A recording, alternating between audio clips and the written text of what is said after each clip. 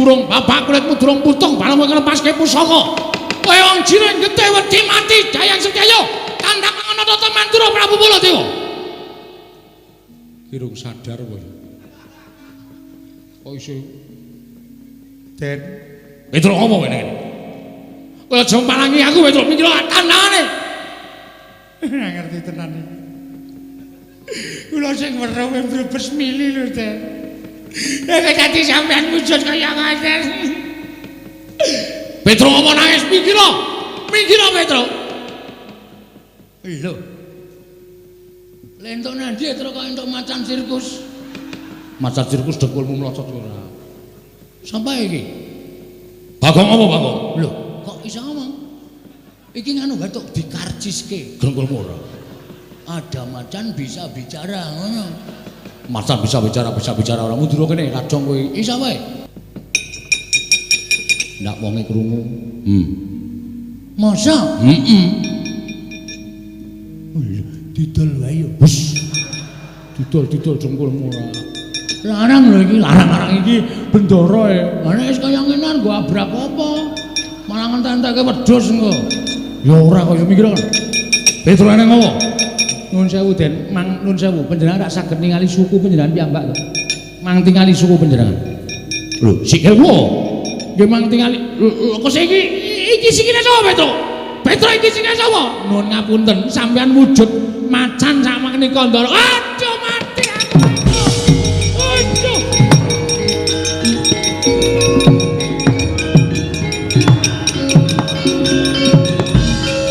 Aduh mati Petro. Lah kok aku iso wujud kaya ngene iki piye? Kula nggih mboten ngerti.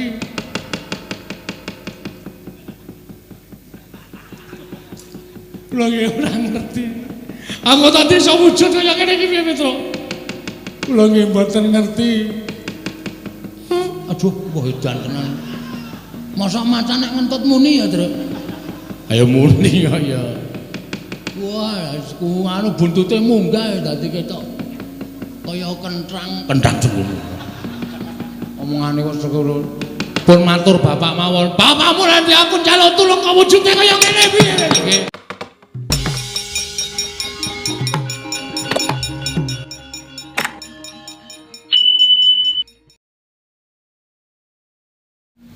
Amung Budiastawaku wae katula marang Kyai Nayantaka. Ah, kula pundi nggo jimat paripe dayanana ing kasantosan.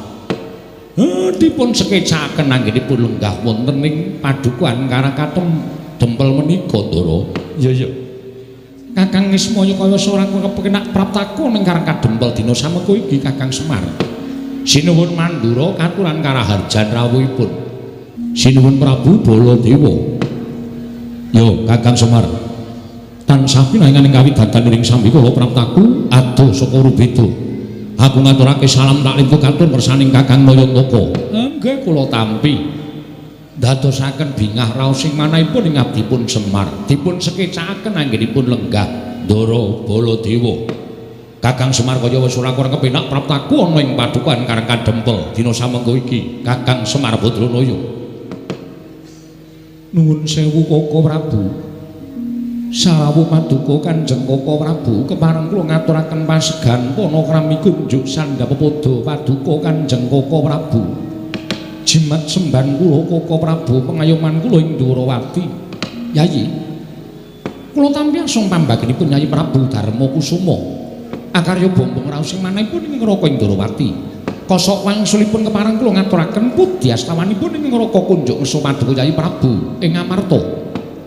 Kula pun dicundhaka panglingga murda amawahana kabagyaning gesang kula mboten langkung kaskecakno anggenjengan ndika lenggah Koko Prabu Ndrawati kawonok-nok nggih sampun mboten kirang prayogi pisawanipun ing ngraka ing Ndwaraka dinten sakmangke menika wonten ing padukuhan Karangkatem Yayi Prabu Darma Kusuma. Koko Prabu Mandura kula ngaturaken karaharjan rawuh paduka Kanjeng Koko Prabu wonten ing Karangkatem titik lenggan sakmangke Koko Prabu Baladewa sesemban kula jagat wasaning Bathara Wayapura jagat Pathik Indra Jaladewa Yayi tansah pinanganing kawidadan niring sambikala durga mendhak kala sirna sawanipun Karaka wonten ing padukuhan Karangkatem handadosaken gumun raos sing manahipun ingkang raka. Dene sampun sawetawis Pandhawa mapan wonten ing Karang Kadempel.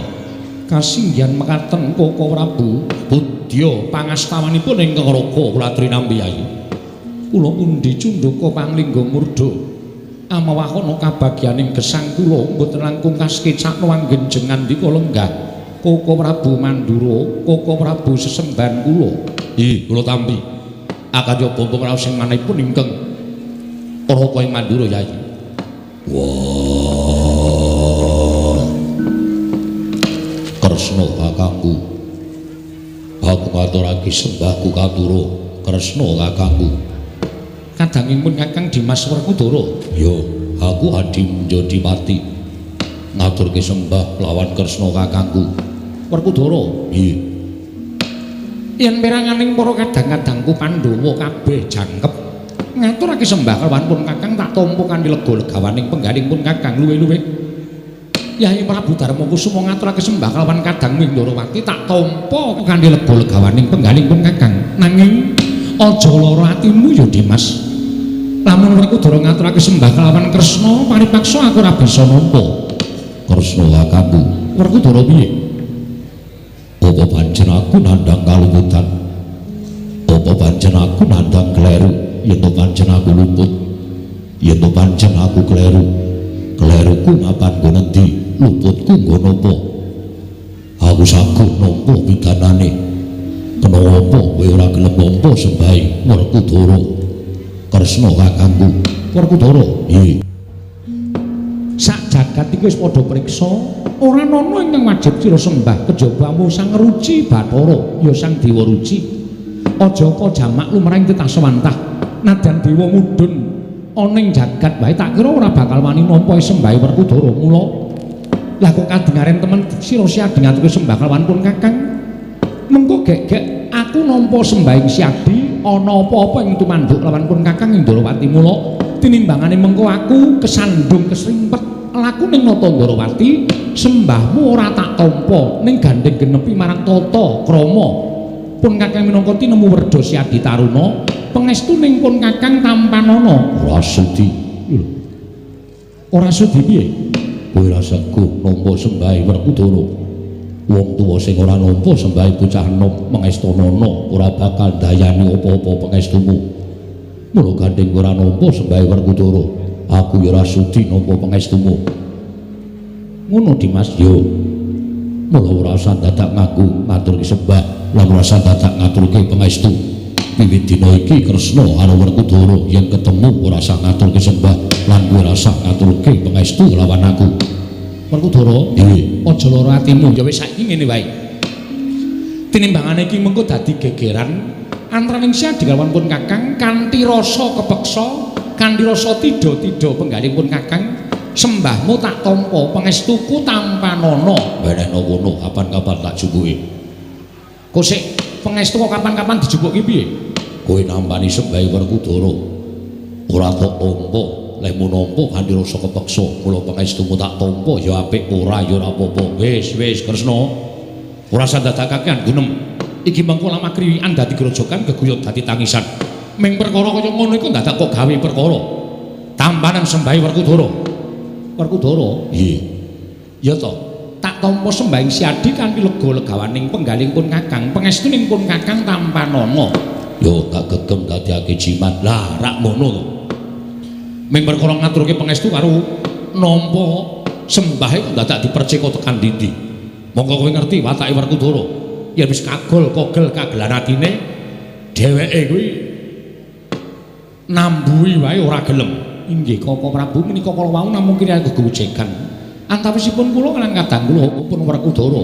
Boleh kakangku. Aku ngaturke sembahku katura.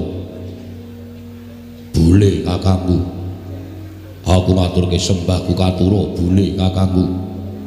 Wah, boleh ora semaur. Koko Prabu, nggih. Panjenengan ugi mboten paring pangandikan Werkudara sampun ngaturaken sembah pancen tak jarak. Lho.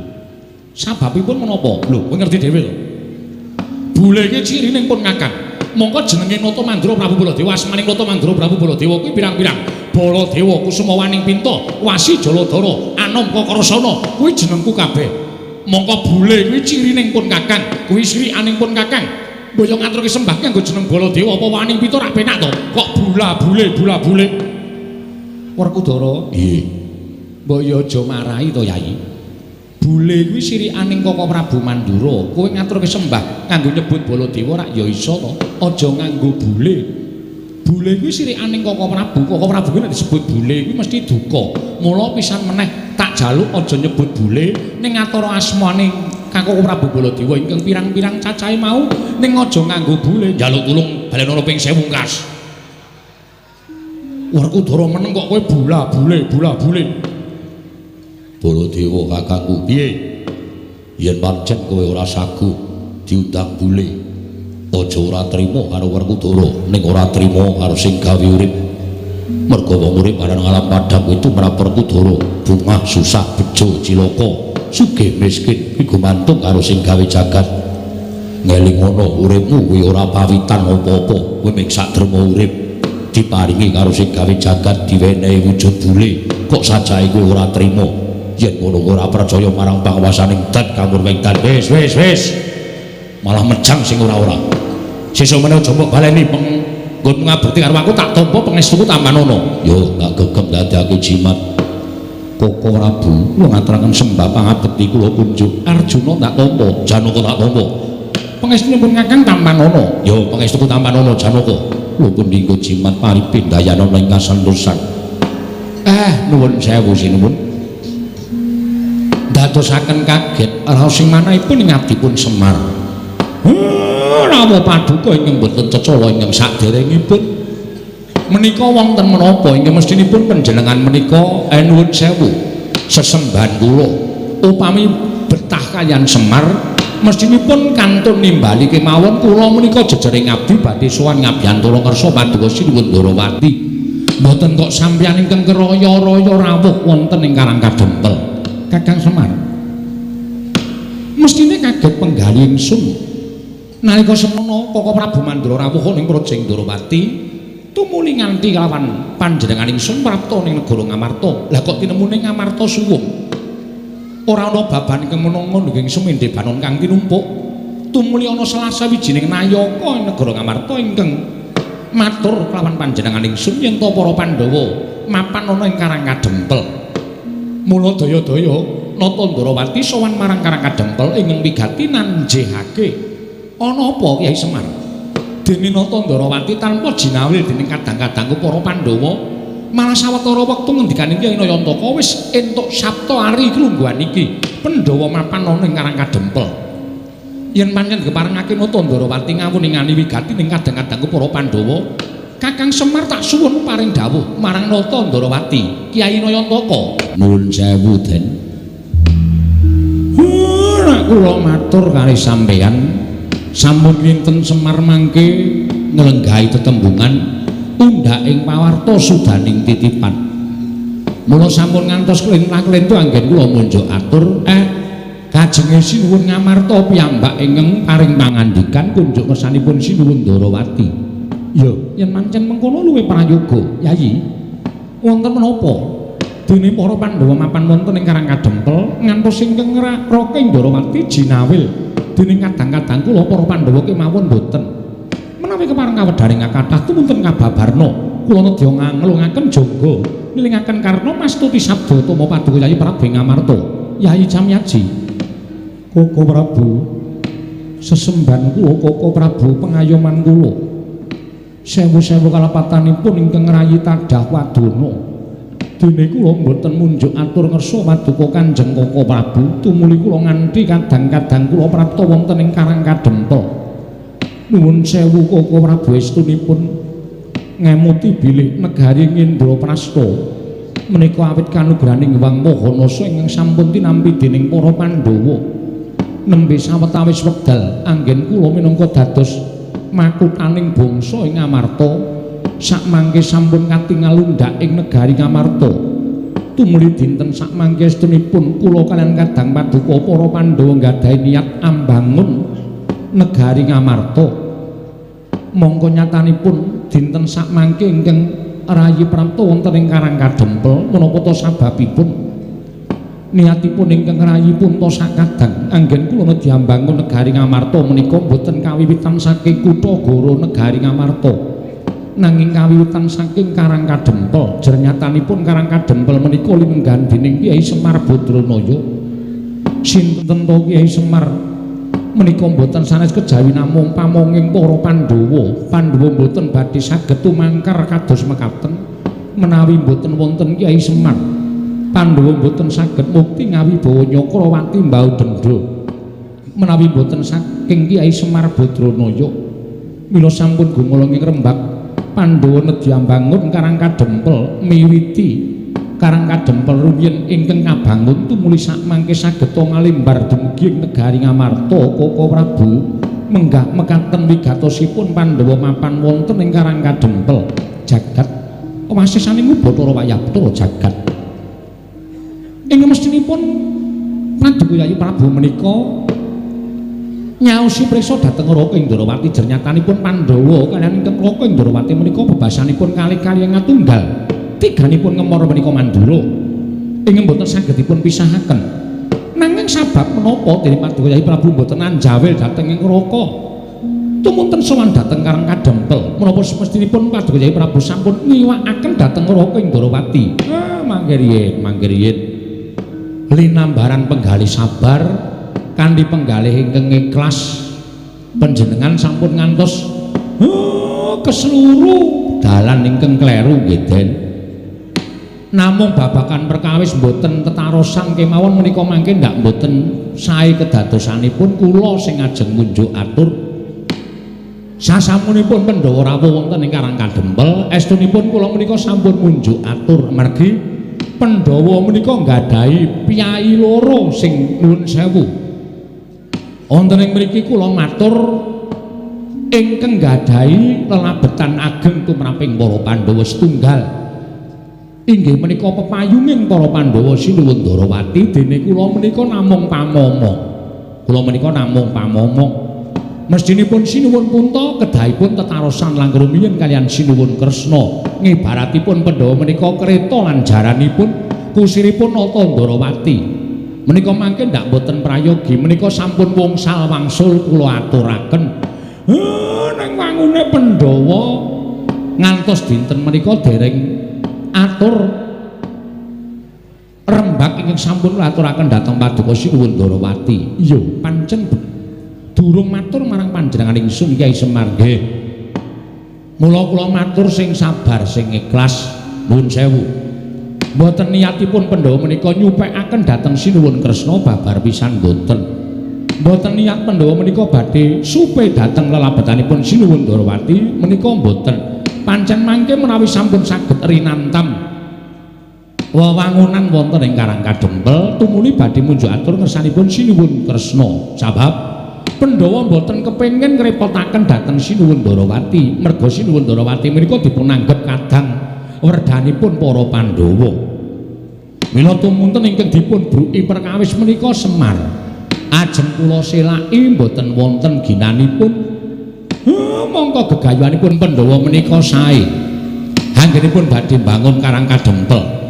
Krana wewangunan negari Ngamarta menika dipun wiwiti saking Karang Kadempel pamripun Sinuwun Punta menika mangke saged malimbar dumugi negari Ngamarta. Lah menika lho Sinuwun menika ingkang kula anggap leres mergi racak-racakipun ingkang sami kelampah wewangunan menika punjeripun wonten ing Kutha Goro. Wekasan ingkang mapan wonten ing Pradesan Karangparden wonten ing pagunungan boten saged ngraosaken. Mila tumunten sakmangke kula genahaken dhateng para Pandhawa, mrenahaken dhateng para Pandhawa. Wewangunan dipun wiwiti saking Karang Kadempel. Mengkono Kakang Semar nggih. Nggih niku dereke mawon kula menika ngrantam rancangan-rancangan ing ajeng kula aturaken Sinuwun Prabu Puntadewa babak anglayani jujulan usuli. Wau dalu niku kula ngimpi ingkang kababar kawursita madaning pasumpenan nalika semanten boten sangkan paran boten wonten asalipun saking pundi dumadakan Karang Kadempel ketekan banjir bandhak. Mongko banjir kala wau ngendhangaken ndara-ndara kula Pandhawa. Ngantos bingung kenganglangan manah kula kudu kepripun. Sareng kula nglilir saking tilem kula onceki werdining pasumpenan. Jebul werdine ngimpen ingkang kababar kawursita menika kala wau boten sanes kejawi namung nek Pandhawa nggayuh kanugrahan mongko kanugrahan karo pacoban menika adakane tekane sok bareng. Mung titah menika ingkang nampi pacoban menika saged ngrampungi pacoban menawi menapa boten. Nek iso tegese kanugrahane bakal cempak ning yen ora inggih sampun pacobane teka mongko ora kuat nampa pacoban wekasan kanugrahane nggih bakal luncat. Niki sasmita sing kula tampa. Malah sak mangke kepasang yogya kantuju ngenu Ndara Kresna Ndara Baladewa rawuh wonten ing mriki tuwuh kekuatan lahir batin kula. Upami mangke wonten pacoban ingkang tumanduk dhateng kadang utawi pepundhen kula para Pandhawa sak mangke mboten Semar piyambak ingkang kudu ngulir budi ngasah pikir tuwin ngasah kadewasan ngrampungi pacoban ning sesarengan tembayatan kalih Sinuwun Kresna supaya aja nganti napa sing dijangka dening para Pandhawa menika mangke nampi pacobaning Hyang Mahanasa. Upami nampa pacoban ya kudu bisa ngrampungi pacoban kala wau kanthi tuntas supaya kanugrahane enggal tinampa dening para Pandhawa sinuwun. Sida madyaning padukan ngareng kadempel. Nalika semanten sami midhangetaken pandhanipun Kyai Nayantaka. Nadyan sedaya kawula ing ngareng kadempel samya tumungkul ing kiswa dhateng wonten ingkang mantun anyabawa. Kaperbawan wingit pimbaning Kyai Ismaya ya Kirana Semar Badranaya. Dadak sakoling mangke kawiti ngagedher madyaning sak jawining padukuhan. Kathah para kawuling sami alok yen to padukuhan kedai ketamuan priyagung boten sanes kejawi namung Begawan Durna ingkang wantun minggah wonten ing pendhapi padukuhan Karang Kadempel. Hakarya cingak kang samya mulat minggah ing Sang Begawan Durna kaya geger kanggo sambya kawula ing samya gantung sebo mangun ndahe para kawula kanca piyak-piyana daya mikir dalu-dalan.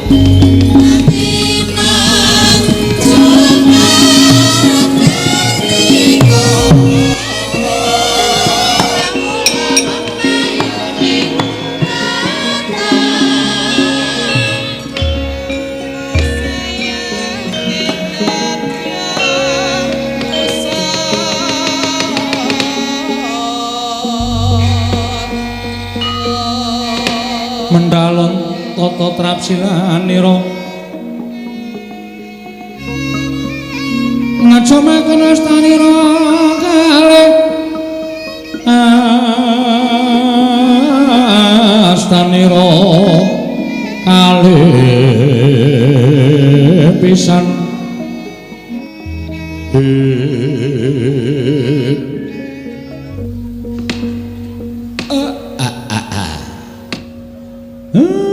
iki kok malah saya akeh priyagung sing rawuh ning Karang Kadempel.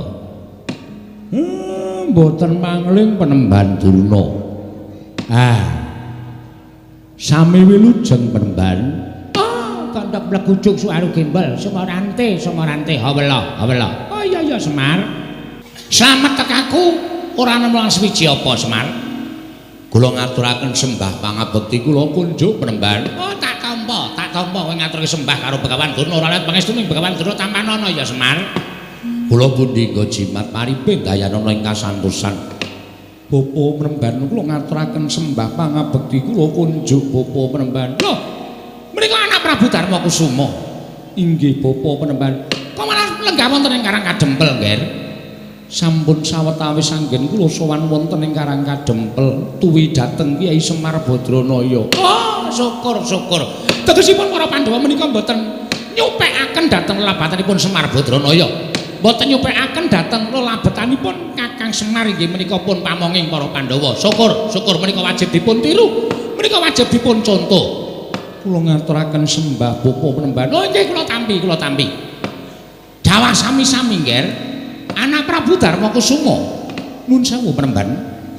Kula ngaturaken karaharjan rawuhipun Bapa Durna. Lho, anak Prabu Darawati nggih lenggah wonten mriki. Inggih Bapa Penemban. Oh nggih syukur, Nger. Pinayunganing kawidatane ing sambi kula sowanipun ing Bapa. Kula ngaturaken salam taklim kula kantur mesanipun anak Prabu Darawati. Kula pundi nggo jimat paripe dayana ing kasantosan sinten ing kepareng nderekaken perembahan. Oh, kula ijen kemawon kok Ger piyambak kemawon. Dipun sekecaken penggaipun. Oh, inggih sampun boten kirang prayogi. Bawa Duna katuran Karaharjan. Lho, menika manah anak Prabu Baladewa ugi lenggah wonten ing mriki. Nderekaken Yayi Prabu Durawati bawa penembahan. Oh, syukur Ger, syukur. Katuran Karaharjan rawuhipun. Wilujeng nering sambikala. Sowan kula wonten ing Karang Kadempel. Salam lalim kula katur nggih Ger anak Prabu Mandura. Sampun kula tampi bawa penembahan Durna. Dipun sekecaken lenggahipun. Oh, inggih sampun boten kirang prayogi. Wah. Durna bapakku aku ngaturake sembahku katur. Anak lanang aning-aning dita bocah mursid iso mikul dhuwur mendem jero karo wong tuwa Werkudara tak tampa ya nang. Pangestune bapak Tampanono ya Nger cah bagus. Yo tak gegem dadiake jimat. Prayogakno nggonmu lenggah. Wis ora kurang prayoga Werkudara.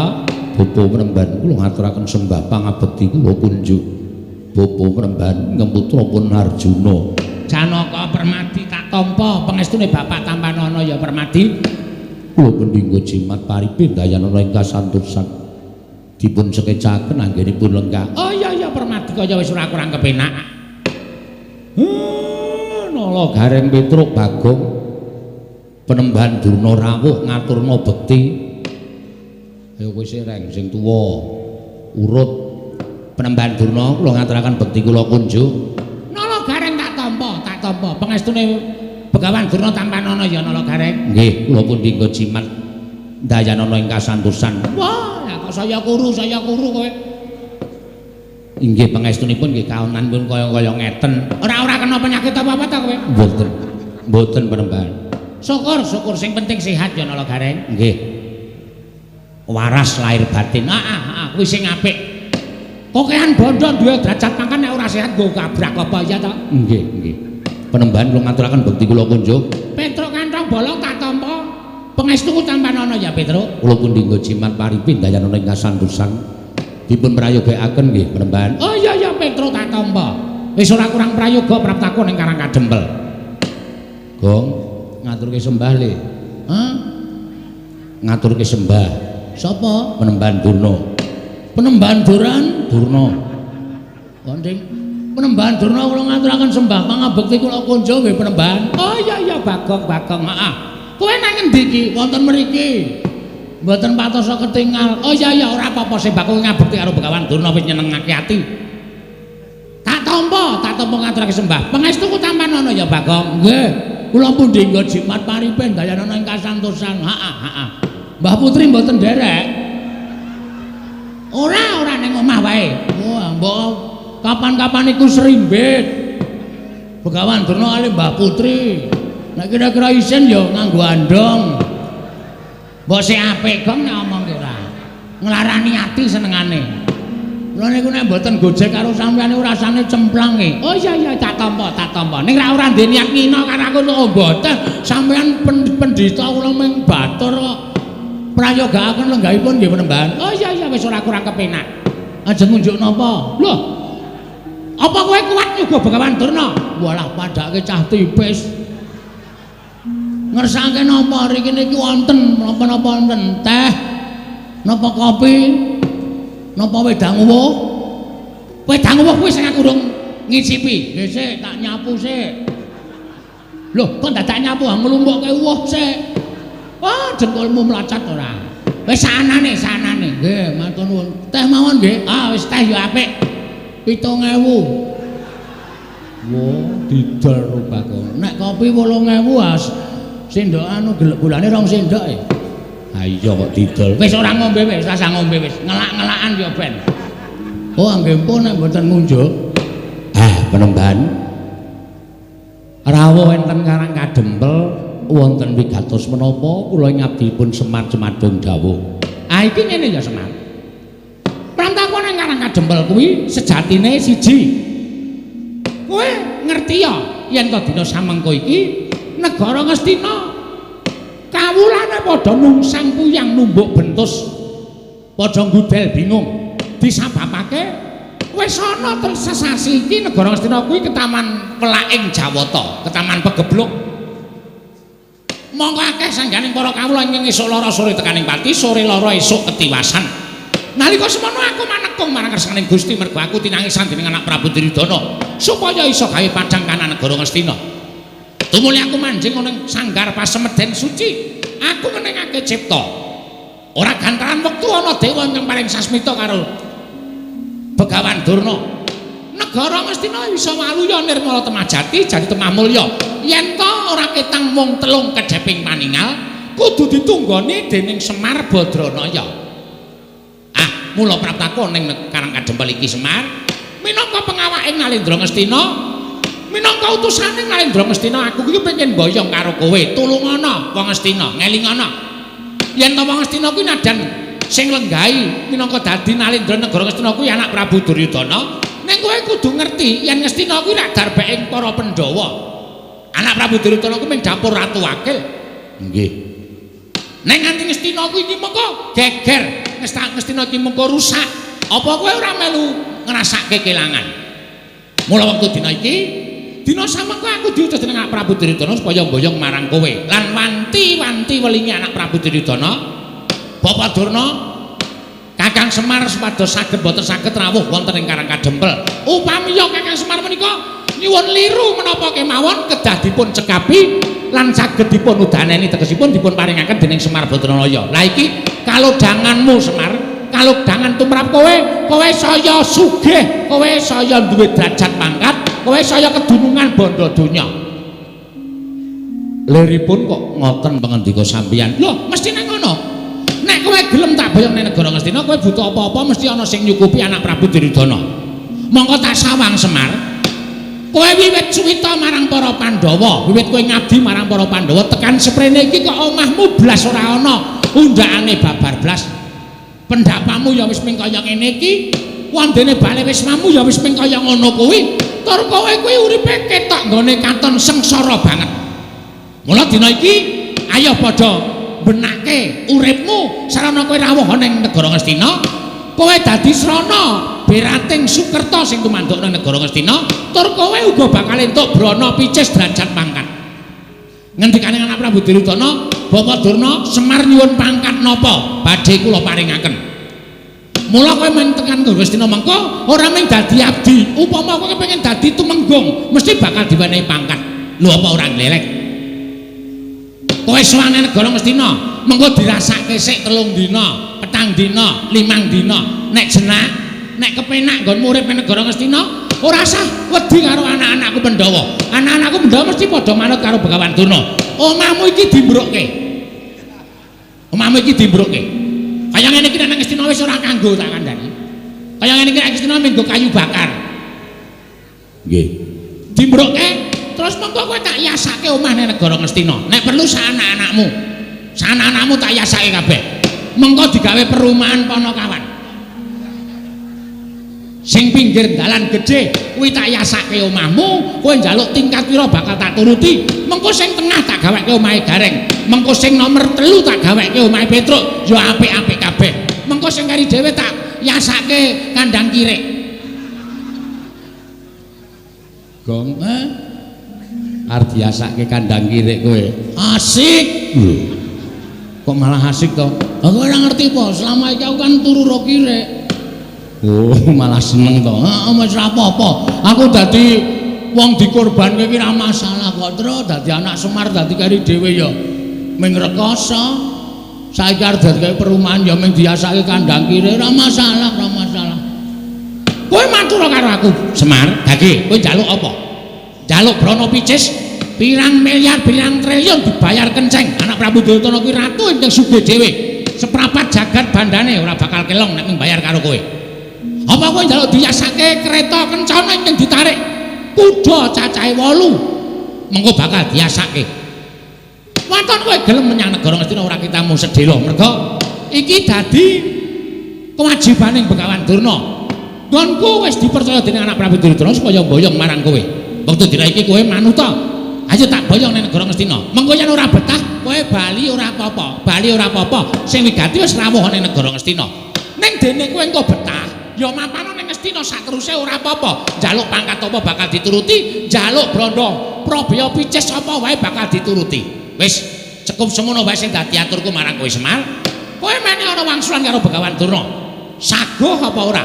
Nek saguh matur nuwun, dene ora perkarane apa, dasarmu apa aku tak ngerti. Nggih.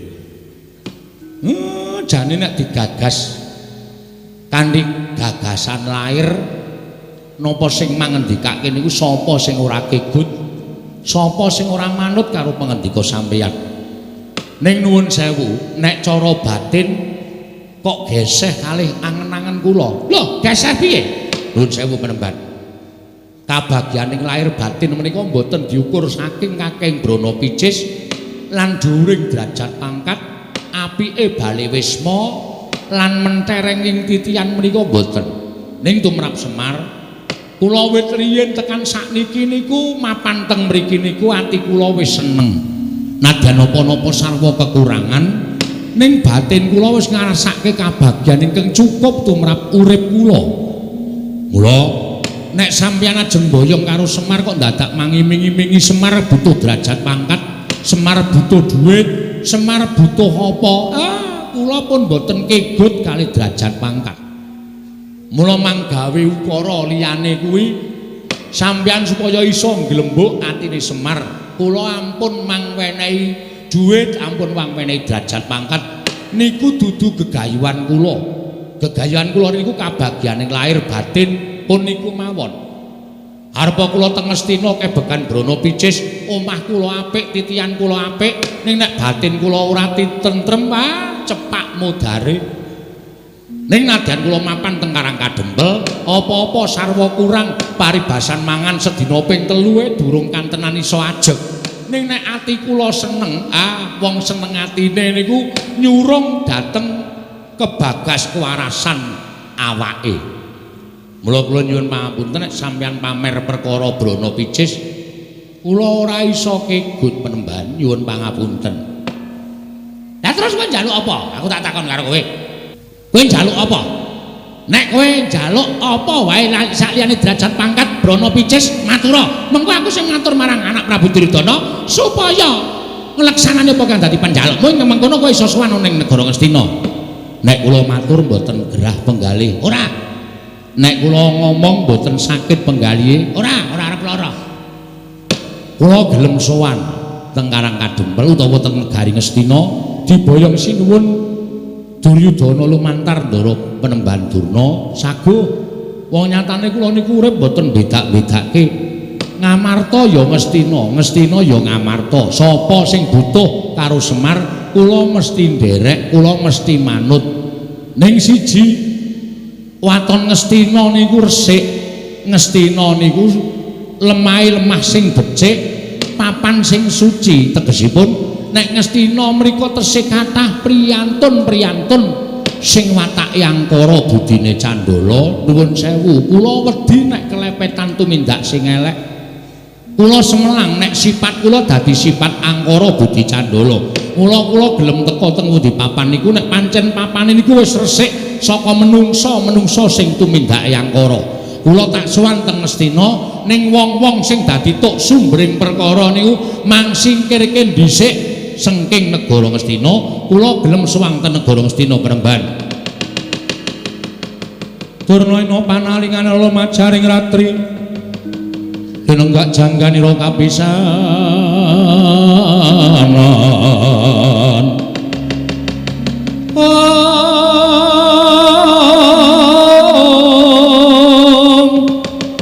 Aneng prang Bratayuda mustaka kabuncang mungging wana, mustaka kabuncang mungging wana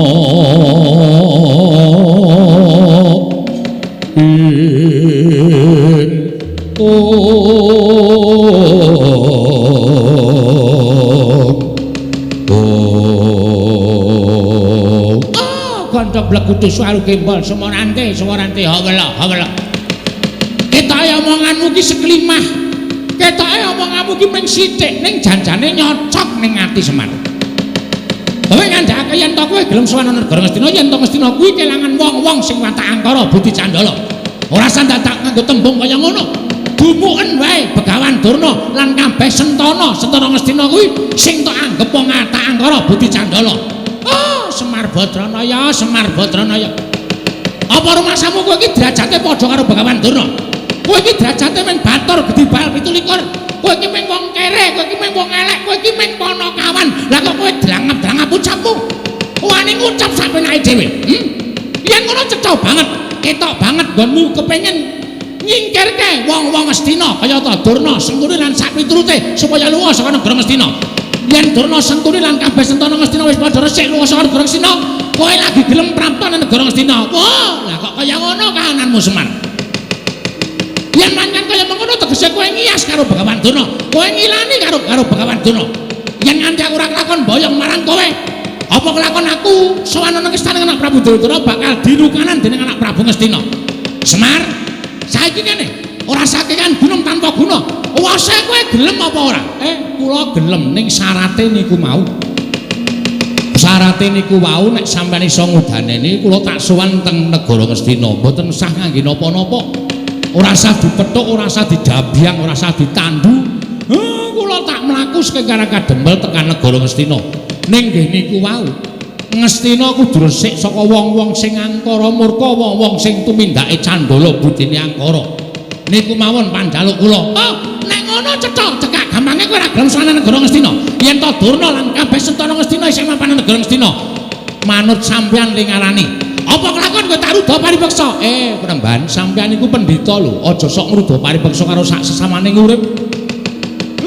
Mengke ndak ora prayoga. Wis sandhasake kono tanpa guna.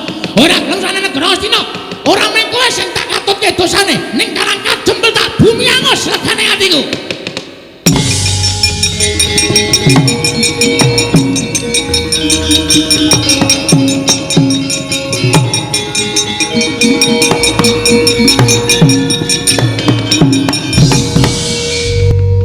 Bagong kowe arep ngopo?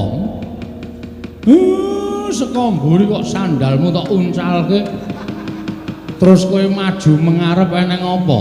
Aja gawe perkara arepa Begawan Durna nesu, wong nesu kuwi aja dimungsuhi nganggo kanepson. Akal kuwi aja dimungsuhi nganggo akal ning nggunakake akal. Nek kowe mengko wani karo Durna malah kriwikan dadi grojokan, geguyon dadi tangisan. Semeneng ra we? Aku ngene iki mbelani karo kowe, Mir. Kowe sadar ora Durna mau ngucap apa? Tak nengke wae nek mung perkara padu karo kowe ora masalah. Toh kuwi perkaramu karo perkarane Begawan Durna. Ning terakhir kata-katane Begawan Durna sing marai aku ora kuat ngampet hardaning kanepsan. Semar nek kowe ora gelem tekan negara Ngastina, mesti Karang Kajempel tak bumi angus. Mar. Mbok Pak, ora sudi.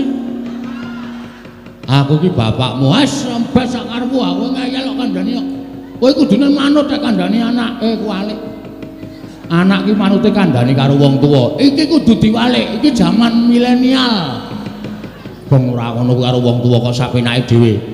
Ngono, nek muni wis ngembet Karang Kajempel iki masalahe ora masalahmu tok. Ning iki masalahe Karang Kajempel, Pak. Dheweke ngrasani arep bumi angus Karang Kajempel. Padha karo dheweke arep mentala mateni kawula sak Karang Kajempel. Pendhita kaya ngene kudune disingkirke. Apa? Kowe iki domonge kok aku ki arep ngandani karo kowe. Ora sasa ngandani, kowe iki mung SD aku insinyur kok. Nyepelekke ora sakaremu. Nek ana apa-apa tanggungan dhewe, tak tanggung dhewe, ora usah dadak kowe melu-melu iki perkaraku. Nemban, lho iki Bagong. Arep apa? Lho, ora basa karo aku. Ora basa iki mung kari kelakuanmu. Nek kelakuanmu apik, kowe tak basani. Nek kelakuanmu elek, ora sudi aku basani kowe. Arep kowe wujude Brahmana kaya ngono, ketemu putih, serbanmu putih, ning mek kanggo ngobak-obak kan katentremaning jagat, nggo apa aku basa karo kowe? Ora iki tenanan iki. Yen ngono kowe arep belani karo bapakmu, mesti iki bapakku. Iki, sirah iku padake. Kurang ajar ora. Iki bapakku padake. Bapakku iki sing paling tak tresnani. Aku wis karo simbok ora patek tresna. Lho, sebabe apa? Arep tak ora gelem. Cah edan ora. Semar kok entuk widodari iki widodarine lamur apa ya? Kok nganti gelem karo Semar. Yen ngono karep wangi karo bapakmu, mesti tak wangi. Yen ngono kowe wani karo Begawan Durna, biyen wani saiki wani. Ucapmu kuwi lho, sing kudu ditata. Sampeyan rene arep ngopo? Boyong bapakmu. Ha nek boyong ya perkarane karo Semar wae. Semar, nek kowe ora gelem tak boyong, kowe tak rubok paripeksa. Cukup. Rasa mlembar tekan kono-kono. Andane ora usah tekan kono-kono. Nek kowe arep duwe masalah karo Semar wae. Ning masalahmu saiki ora karo Semar. Kowe nyumbari wong Karang Kadempel tak bumi angus. Lah iki masalahe nang kene iki. Iki ngembet kawula sak Karang Kadempel. Nek kowe arep bumi angus Karang Kadempel mungsuhe ora karo Semar. Ning iki ketua pemuda Karang Kadempel. Ling lantik dek kapan ora mangkat kok. Oh iya po, ketua pemuda. Mula sapa sing arep ngobah-obah katentremaning Karang Kadempel? Aku sing ora trima. Nek kowe arep meksa karo Semar dipeksa, monggo. Nek kowe muni tak bumi angus Karang Kadempel, aku sing ora trima. Lho, nek ngono kowe wani karo Begawan sing tak wedeni apamu? Oh, kanca bleguduk suara kembal sing ora ante, hawala. Derajate Durna kok diwaneni karo Bagong. Ngendi apane wong neter katidayan? Gong, hati-hati lho, Gong. Dipikir sik, nek dadi geger sapa sing arep ngewangi karo kowe. Kowe ngopo cerewet-trek? Iku wis arep dadi kok ndadak kowe nyelo-nyelo. Meneng to iki wis dadi kikut bar iki terus rampung terus limbukan, ndak kesuwen. Ngendi apane wong Bantayuda? Ha, iki. Blabar waja kentem kawan. Ayo dijajal. Durna apa Bagong sing tekane pati? Metu njaba. Kene marganing patimu. Piye? Metu njaba kene marganing patimu. Ayo arep ngopo ayo. Tak totok sirahmu ora. Metu njaba jelas mati. Nang metu jero jelas urip. Rumangsane ora. Wong kok kata-katane ora iso digagas lho. Lho nek ngono kowe wani karo Begawan Durna, wani metu njaba ayo. Kowe karaku apa sapa sing tekani wae? Metu njaba lan tututi Begawan Durna.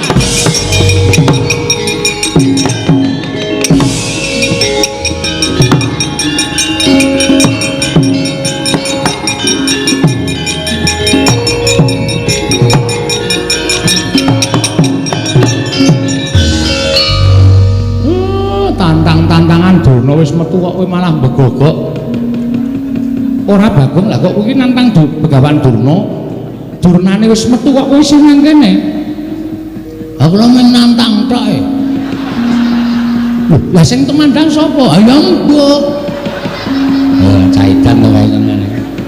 Masalah to sing arep temandang sapa? Truk. Kowe ora oleh gagas kok aku to. Heeh. Ngapa kowe iki ora gelem temandang? Lah aku ora nantang kok. Sing nantangke aku. Sing temandang kowe. Wah, Bagong. Apa wis tak pikir kowe wani karo Durna bapakku? Wis, anumpun. Kowe ngerti Durna iki sapa? Pendhita saka lima. Duduwi. Durna karo aku iki pernaya apa? Murid karo guru. Aku nganggep Durna bapakku kuwi kaya apa? Kaya bapak dhewe. Ana apa kowe wani karo Durna padha karo wani karo Werkudara? Sing kebangetan iki sampean. Sampeyan kok gelem dadi anake Durna? Wis tak takon, rupane Durna kaya ngono kok anak-anak kaya sampean bagus ora jamak-jamak. Wong sementen iku mboten percaya. Durna sing menehi banyu suci Perwitasari. Salah. Sampeyan iku jane mbiyen dijlomprongke karo Begawan Durna kon jegur segara. Jane sampeyan iku men dikrenah patine ning mergo sampeyan percaya karo Durna nganti entuk banyu suci Perwitasari. Durna ora dadi jalaran sampeyan entuk banyu suci Perwitasari. Oh, kok ngono kok Durna bapakku. Bapak saka ngendi? Kowe tak anggap bapakku. Saya sampean niku kleru. Sing maringi Banyusuci Perwitasari niku Sang Ruci Bathara, ya Sang Dewa Ruci, dudu kok Durna. Nek Durna duduke ning tengah segara. Niku jane niate ora duduke Banyusuci, mateni sampean, men sampean ngrekoso teng tengah segara sing aja-aja patih sengkuni. Kok kowe ngerti? Aku domongi dalange kok. Ngeyel. Kula ngerti lho rembugan teng jero kotak. Sampeyan ra krungu, sampeyan nang dhuwur dhewe kok. Kula teng isor jejer do teng dhenik nika. Bagong iki omong waton jeblak cangkeme. Cangkemmu kowe. Lho. Wah, edan iki malah dolake cangkemmu lho. Kok Prabu Bagong niku nek ngenten iki mboten sah disaruwe. Wong piyambake niku watake kaya ngono. Wah, ning titen ana. Titene apa? Nek nganti kowe wani karo Durna bapakku, mung suwe dudu sapa-sapa ning Werkudara. Lho, aku salin bubukan piye? Aku nantangi karo Durna kok mung suwe sampean. Mergo kae bapakku. Kowe lah domongi ngayal. Nika niku dudu bapak sampean. Bapak sampean niku Prabu Pandu Pramuka. Pandu Dewayana, Pandu Dewayana. Pun teng swarga mrika, aja sok ganti-ganti bapak. Apa Dewi Kunti gelem jodoke Durna? Wah, cangkemmu. Mrene cecek ndasmu modar. Gong, wis Gong. Dadi masalah lho. Wong kok arep menangi dhewe. Anggere kalah kata-kata kok rene gecek. Apa? Aku ya kalah nek digecek ya, Tru. Aku mung cilik ngono gedhe kok. Coba aku iso gedhe. Becek genti. Wah, edan wae wis ngerti iki Bagong Edan. Bagong Edan wis suwe. Ampun dajal gedhe, Gong. Engko sik yaene. Manggre esuk ae gedhe dhewe aku. Oh iya. Ampun Den, niki anak kula. Tur nek kula gagas nggih Durna niku ya kleru. Sampeyan ampun belani wong kleru. Ha, kandhane men. Sapenake dhewe ora. Apa-apa akar diklerokke. Nek mboyong Semar, mboyong ora apa-apa. Ning nek sampeyan minangka dadi putra bumi Karangkadempel, lahir teng Karangkadempel, nek ana wong ngrasani Karangkadempel tak bumi angus, sapa sing ora mertitik? Niki bumi mutah getih kowe arep dienggo macem-macem. Perkutara apa? Tak pikir-pikir bener Bagong. Yen kowe mbelani Durna tegese kowe kleru. Arep kuwi gurumu. Ning Durna pancen luput ngene ngucapake.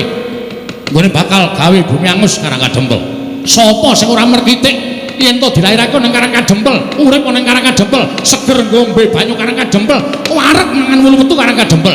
Kok bumi kelairane arep di bumi angus karo wong liya kuwi tegese wong sing ora merkitik atine, ora lara atine, tegese ora tresna karo bumi kelairane. Wah, ngrungokke kowe. Oh, apa-apa kok Durna bapakku arep tak belani. Mbok Dara Janaka wae ora ngendika apa-apa kok. Padahal Dara Janaka diparingi pusaka karo Durna pirang-pirang. Nggih to, Den? Iya. Sampeyan diparingi ali-ali ampal nggih to? Iya. Ora nesu kok kono mung entuk Banyusuci Perwitasari wae. Sapa wani Durna lair idak? Kanjur arep gleleng. Mbok didak njajal. Aku didak Semar nesu ya Pak ya. Embuk lho. Wis iki ora ana sing komplot babar blas iki. Aku ki jenan tenan truk ya ora apa-apa ya. Kowe marahi kok rumingsang. Den, napa sing dikandhake anak kula niku bener. Napa sing dikandhake anak kula niku landhesan bener. Mula sampeyan ampun nganti pisang-pisang. Sampeyan nyalahke Bagong. Bagong niku belani bapakne, belani bumi kelairane. Nek enten apa-napa Bagong ya melu ngrasake nek Karangkadempel nganti di bumi angus tenan karo Durna. Napa sampean ora mesake kawula sak Karangkadempel? Napa sampean mboten prihatin nimulpi Karangkadempel diosak asik karo Begawan Durna? Werkudara. Nggih. Apa sing dikandhakake dening Kyai Semar mau bener? Lah kandhani ngayal. Apa sing dikandhakake karo Kakang Semar mau bener, mula aja tok belani karo Durna.